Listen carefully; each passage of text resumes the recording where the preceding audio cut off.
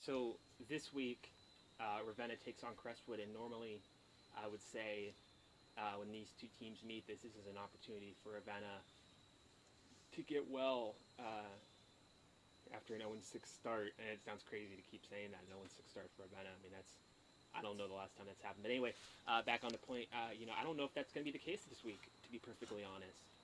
Uh, Crestwood, when they win, they put up big points. They put up 48 points twice this season. They're averaging somewhere like 46 points a game in their 3 wins.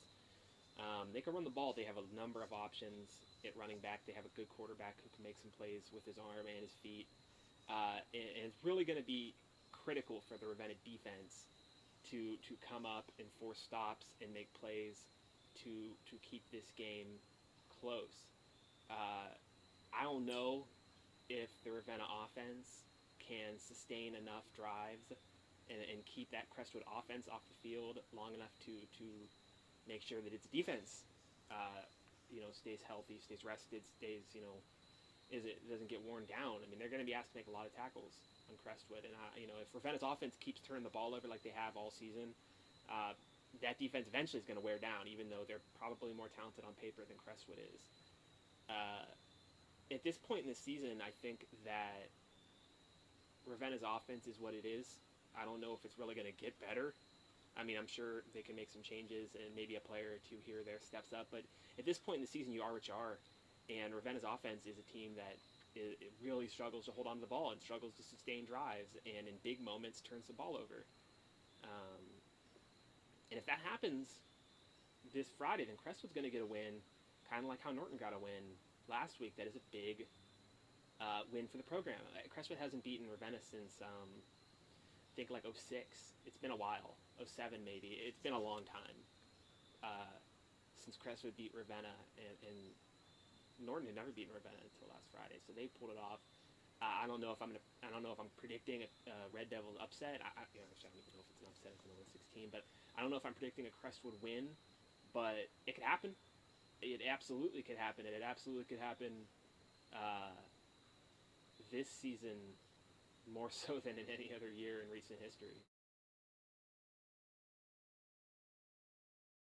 So this game is probably a lot more interesting a couple of weeks ago than it is this Friday as Woodridge travels to take on Streetsboro. A couple of weeks ago, I would have said that this was the county division's top 2 teams, the top 2 most athletic programs, and they were going to be competing for a shot at claiming an outright county division title. But that's not going to be the case this Friday because Streetsboro got pounded by Mogadore last week, well as Woodridge is coming into this game with 3 straight victories, and they've looked good every week in doing so, including wins over Mogadore and then a big win last Friday over Field. The problem for Streetsboro is that they were exposed against Mogadore on the ground. They couldn't stop Mogadore running back Brandon Berry. Berry rushed for like 316 yards and 5 touchdowns, which would be a school record, or almost a school record if he hadn't already rushed for 316 yards once already this season.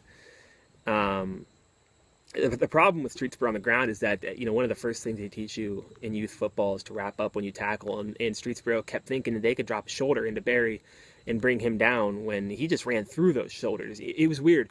Berry's 316-yard performance, I told somebody this, it was impressive, but it was almost in a weird way the least flashy 316-yard rushing performance that I've ever seen. A lot of the carries he got were right up the middle.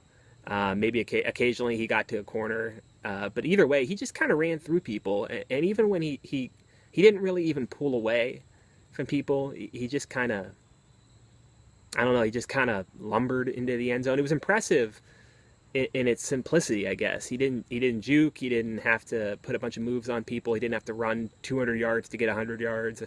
He just ran straight ahead because Streetsboro couldn't tackle him. And that's going to bode real poorly for the Rockets this Friday because Woodridge can run the ball pretty much as well as Mogadore can, except they're more athletic than Mogadore. They can throw the ball too. They have guys who can catch passes. They have guys who can put some of those moves on that Berry couldn't put on Rockets defenders.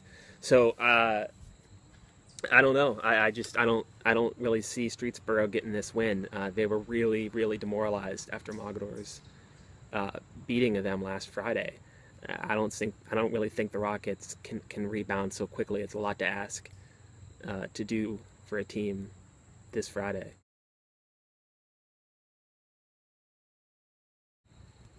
Field has a chance this Friday to do something that no Falcons team has done since the formation of the PTC in 2005, and that's beat Roosevelt and Ravenna in the same season. It seems like every year since the league formed, Field's beat one of the two teams, and it always seems to alternate. One year it's Ravenna, one year it's Roosevelt, and then the next year it's Ravenna. But what the Falcons have never done is consistently beat both teams in the same season. I guess I shouldn't even say consistently because they've never done it. So even though Field is coming into this game after getting pounded by Woodridge, they have a chance to make some history. They're probably not a playoff team this season. Well, I'm almost sure that they're not a playoff team this season, but they still have a chance to do something that none of those Field playoff teams in recent years have done, which is beat both Ravenna and Roosevelt in the same year. And Field has already beaten Ravenna a couple weeks ago, and it's all to ask this Friday. If Field couldn't really consistently and competitively give Woodridge a challenge last Friday, I don't know if they're going to be able to do it against an athletic Roosevelt team as well. But hey, who knows? They have some athletes. They have Simpson can run the ball. Loudon's a good athlete. Their quarterback Preston Stemler's a good athlete. I don't know. They have some players who can pull an upset, who can make plays, and obviously they're going to be playing for something this Friday. They're going to be playing because they're only going to get so many more chances at Roosevelt. And from covering this league for 7 years, I know that almost as much as any team in the league, Field really wants to beat Roosevelt in every sport they play them in. They really, really, really are competitive with Roosevelt. That's a measuring stick for that program in every sport: soccer, volleyball, baseball, softball, everything. They want to beat Roosevelt. So hey, I don't know. It's going to be fun to watch. If you get a chance to check that game out, check it out, because I guarantee you that although they didn't look impressive last week, they're going to bring their A game this Friday for another chance to knock off the Rough Riders and to do something that Field football has never done. Hey, as for the rest of the week, in the PTC, Mogador travels to take on Ritztown. Garfield takes on Southeast. Playoff Watch 2013.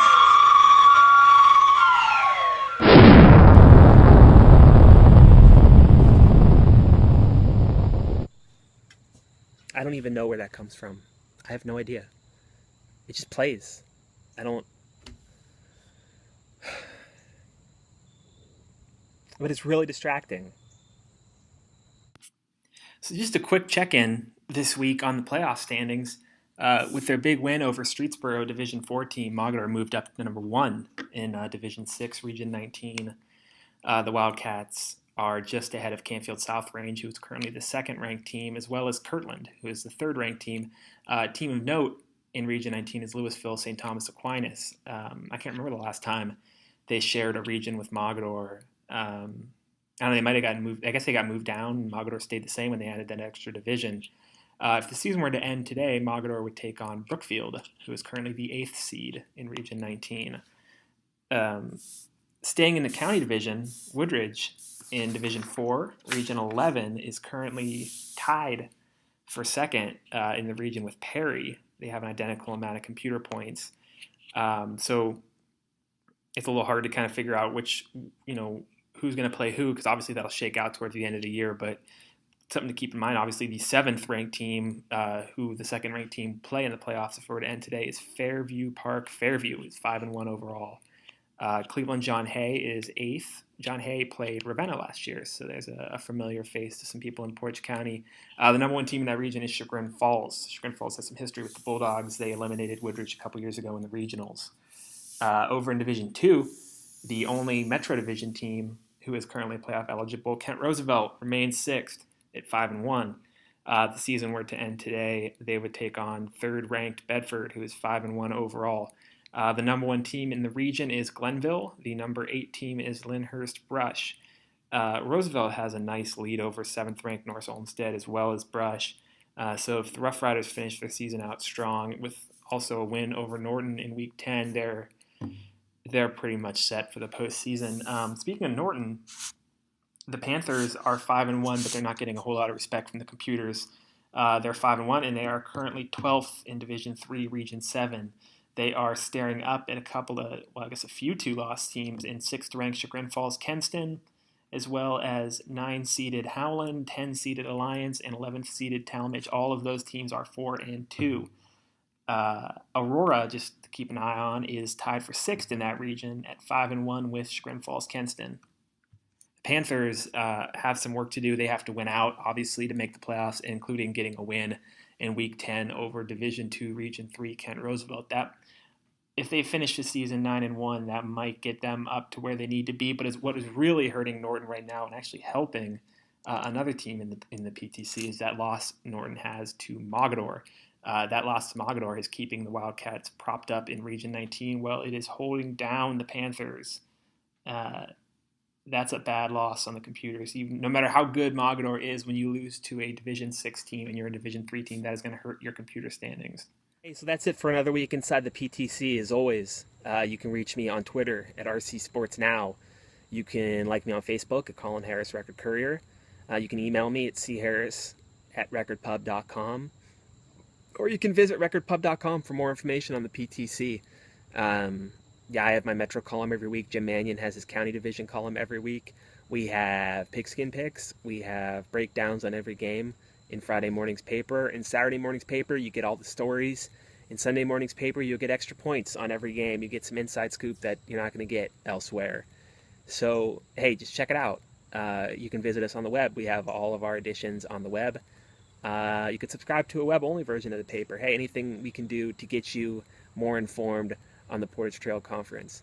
And as always, check back next week for more Inside the PTC. Bye.